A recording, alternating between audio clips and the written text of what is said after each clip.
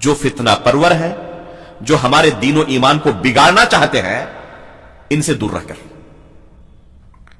यह हदीस दलील है कि जो भी गलत दीन का प्रचार करते हैं और लोगों के दीन और ईमान को बिगाड़ने पर लगे हुए हैं, यानी अहले बिदात, इनसे जो बंदा जितना ज्यादा दूर भागता है उतना ज्यादा महफूज है। जो जितना ज्यादा करीब होगा उतना ज्यादा हलाक और बर्बाद होने के करीब है।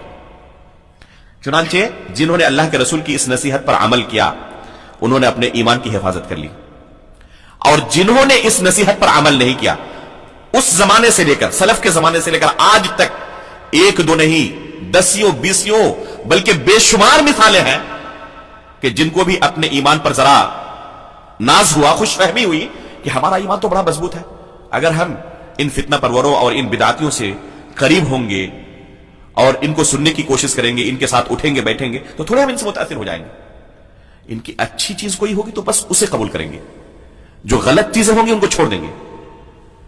मुझे नहीं लगता कि इससे बड़ा कोई झूठ होगा। आज तक किसी को आपने पाया है जो ये दावा करते हैं कि हम अच्छी चीजों को लेते हैं इन बिदातियों से और बुरी चीजों को छोड़ देते हैं? उनसे कहिए कि जरा बैठे, बस हमें उनके बारे में 10 मोटी मोटी चीजें बयान कर दें जो आपको बहुत बुरी लगी और आपने छोड़ दिया है। एक बयान नहीं कर पाएगा वो।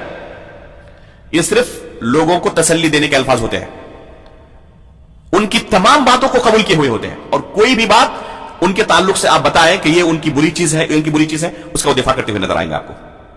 कभी भी किसी चीज को नहीं छोड़ते, हर चीज को कबूल किए हुए होते हैं।